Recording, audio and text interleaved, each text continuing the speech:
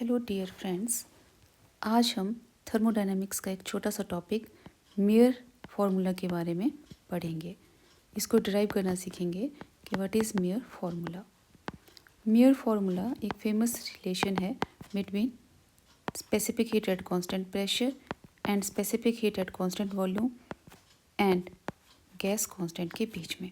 तो Cp minus C V is equal to R होता है। इसको ही डिराइव करेंगे।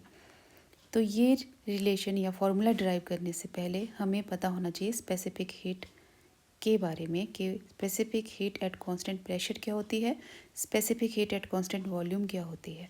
ठीक है, तो हमने पीछे जो अभी तक थर्मोडायनेमिक्स में पढ़ा, बेसिक कॉन्सेप्ट ऑफ थर्मोडायनेमिक्स में, तो हमने सीखा कि स्पेसिफिक हीट जो होती है वो होती है amount of heat required to raise the temperature of 1 mole of a gas by 1 degree, है ना। कि 1 डिग्री टेम्परेचर रेज करने के लिए किसी गैस का हमें कितना हीट रिक्वायर रहता है उसको बोलते हैं हम स्पेसिफिक हीट। जब प्रेशर को कांस्टेंट रखा जाता है तो वो हो जाती है specific heat at constant pressure, और अगर हम वॉल्यूम कांस्टेंट रखते हैं ड्यूरिंग द प्रोसेस तो उसको बोलते हैं specific heat at constant volume. तो स्पेसिफिक हीट कांस्टेंट प्रेशर जो होती है वो रेशियो होती है कि अगर हमने स्मॉल हीट दी है किसी गैस को, उसका टेम्परेचर में जो चेंज आता है उसे हम डिवाइड कर दें तो हमें स्पेसिफिक हीट का फॉर्मूला मिल जाता है। तो अगर हमने इस प्रोसेस में प्रेशर कांस्टेंट रखा है तो हम इसको बोलेंगे specific heat at constant pressure. Similarly हम CV भी लिख सकते हैं। CV जो होगा, जब हमने वॉल्यूम कांस्टेंट रखा है तो कितनी हीट चाहिए 1 मोल सब्सटेंस को उसके टेम्परेचर को रेज करने के लिए, है ना। और हम यहाँ पूरी प्रोसेस में एक आइडियल गैस की बात कर रहे हैं जो हमने 1 मोल ली हुई है। ठीक है, तो ये स्पेसिफिक हीट कांस्टेंट प्रेशर हो गया और ये specific heat at constant volume हो गया। यहाँ से हम DQ भी फाइंड आउट कर सकते हैं। DQ जो है हमारे पास क्या आ गया, CP dt, एंड यहाँ से DQ जो है वो क्या आ गया, CV dt। ये भी एक फॉर्मूला हमें मिल गया यहाँ से। ठीक है, तो अगर हमने अब हम सीखते हैं कि जो अगर हम सबसे पहले हम बात करेंगे कांस्टेंट वॉल्यूम की, है ना। तो पहले हम लिख लेते हैं एट कांस्टेंट वॉल्यूम। मान लो कि हमने एक जो है वो आइडियल गैस ली है, एक हमारा सिलेंडर है, इसमें हमने 1 मोल ऑफ आइडियल गैस ली है। क्या फिल किया इसमें बच्चों, 1 मोल ऑफ आइडियल गैस।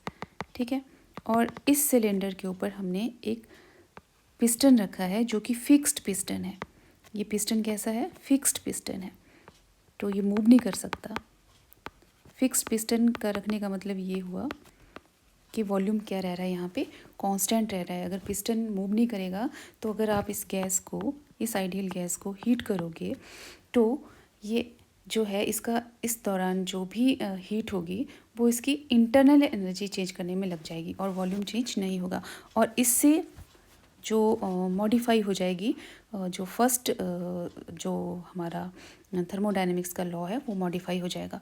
क्योंकि फर्स्ट लॉ ऑफ थर्मोडायनेमिक्स क्या कहता है कि अगर हमने किसी गैस को हीट दी है तो वो जो हीट है वो कहाँ कहाँ यूज़ होती है, वो हीट यूज़ होती है उस गैस की इंटरनल एनर्जी चेंज करने में और प्लस वर्क करने में, है ना।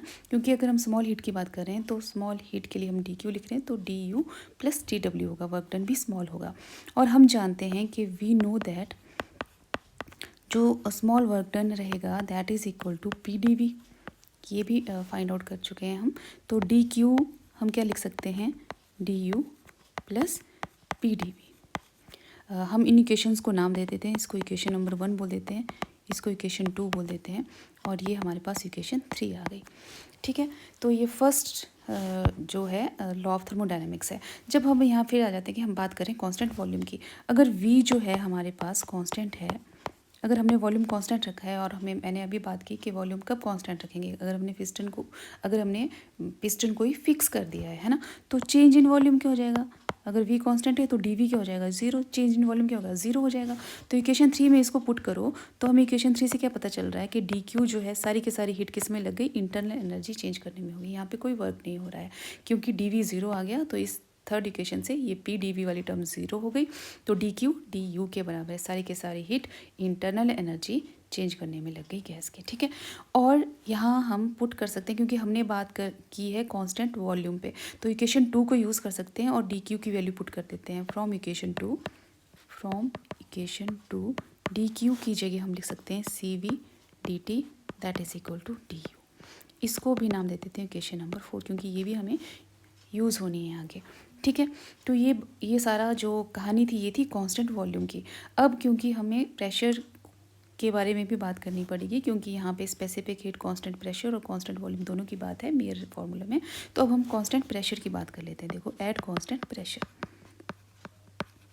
Eight constant pressure. अगर आपने प्रेशर कांस्टेंट रखा है तो इसका मतलब ये है कि अगेन हम वही आइडियल गैस ले रहे हैं, और एक आपने 1 मोल गैस ले ली आइडियल गैस और उसको सिलेंडर में फिल कर दिया। इस बार हम क्या करेंगे, इस पिस्टन को फिक्स नहीं करेंगे, ये मूवेबल पिस्टन है। अब जो पिस्टन है वो कैसा है, मूवेबल पिस्टन है हमारे पास। मूवेबल पिस्टन का मतलब है कि यहाँ पे V जो है नो लॉन्गर कांस्टेंट है। पिस्टन मूव कर सकता है, जैसे ही हीट किया गैस को, गैस एक्सपेंड होगी, वॉल्यूम चेंज हो जाएगा, वॉल्यूम यहाँ कांस्टेंट नहीं है। तो इस केस में जो हमारा जो फर्स्ट लॉ ऑफ थर्मोडायनेमिक्स है वो क्या हो जाएगा, D U plus P D V. यहाँ पे क्योंकि प्रेशर कांस्टेंट रह रहा है तो यहाँ पे कहीं पे भी डी पी टर्म नहीं है, तो कहीं पे कुछ ज़ीरो नहीं होने वाला, पी डी वी ऐसा रहेगा। ठीक है, अब यहाँ से हम क्या करेंगे कि डी यू की वैल्यू इक्वेशन 4 से पुट कर देंगे, और डी क्यू की वैल्यू, क्योंकि हम बात कर रहे हैं किसकी, कांस्टेंट प्रेशर की, तो कांस्टेंट प्रेशर वाला जो हमारे पास रिलेशन आया है डी क्यू, वो कहाँ है, इक्वेशन 1 से। तो पहले हम फ्रॉम इक्वेशन 1 कर लेते हैं। From equation 1 we will use value of D Q. D Q कितना है, C P D T that is equal to कितना आ जाएगा, D U plus P D V, है ना। फ्रॉम इक्वेशन 1 जो हमने हमारे पास ये इक्वेशन 5 जो है वो इस तरह से मॉडिफाई होके आ रही है। ठीक है, अब हम यहाँ पे यूज़ करेंगे using value of D you in equation 6। कहाँ से, फ्रॉम इक्वेशन, डी यू की वैल्यू हमने लिखी है इक्वेशन 4 में, तो इसको हम नाम दे देते हैं इक्वेशन 6 का। इक्वेशन 6 में इक्वेशन 4 को पुट करेंगे तो हमारे पास क्या आ जाएगा, सी पी डी टी। ये थोड़ा हमारा, हम फिर से लिखते हैं इसको, तो हमारे पास आ गया C P D T is equal to D U की वैल्यू क्या है, C V D T that is equal to नहीं, यहाँ पे हमारे पास आ जाएगा ये किसके बराबर आ रहा है, ये दैट प्लस क्या आ गया, P D V. This implies that हम क्या करेंगे, ये वाली टर्म दूसरी साइड में ले जाएंगे ना, इक्वल के साथ में ले जाएंगे यहाँ पे। तो C P D T minus C V D T जो हमारे पास किसके बराबर आ गया, पी डी वी के बराबर आ गया। तो यहाँ से C P minus C V और कैंसिल आउट, कॉमन क्या आ गया, D T that is equal to P D V. इसको हम दे देते हैं इक्वेशन नंबर 7। 6 तक थी हमारे पास इक्वेशंस, तो इक्वेशन 7। अब हम देखो यहाँ से यूज़ करेंगे ideal gas equation. We know that from ideal gas equation P V is equal to क्या होता है, एन आर टी। क्योंकि हम 1 मोल गैस की या सब्सटेंस की बात कर रहे हैं तो पी वी क्या हो जाएगा, आर टी के बराबर। तो ये इक्वेशन आ गई 8। डिफ्रेंशिएटिंग इक्वेशन मैं इसको नेक्स्ट पेज पे कर लेती हूँ। तो differentiating equation 8 with respect to T temperature के साथ, यहाँ देखिए हमारे पास है P V is equal to R T. मैं दोबारा लिख लेती हूँ equation 8, P V is equal to R T, ये हमारी इक्वेशन 8 है। इसको डिफ्रेंशिएट करना है तो देखो, और एट कांस्टेंट क्या रखने वाले हैं हम, pressure, eight constant pressure.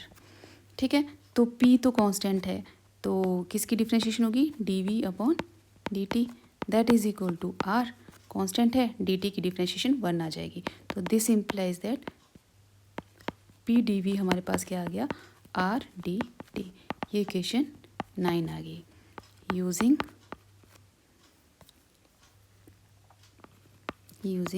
Equation 9 in equation number, कहाँ पे हम बात कर रहे थे अभी, हमारी इक्वेशन नंबर 7 में यूज़ करेंगे इसको। तो इक्वेशन 7 में हमारे पास है C P minus C V और वहाँ पे डी टी जो है हमारे पास इनका कॉमन है, और राइट साइड में हमारे पास है इक्वेशन 7 में पी डी वी, और पी डी वी अब हमने किसके बराबर प्रूव कर दिया है, आर डी टी के बराबर। तो आर डी टी, तो दोनों साइड हम क्या करेंगे, डी टी को कैंसिल आउट करेंगे, तो हमारे पास आ गया C P minus C V is equal to R. और यही छोटी सी मेयर रिलेशन है या मेयर फॉर्मूला है जिसको इस तरह से डिराइव किया जा सकता है। ओके।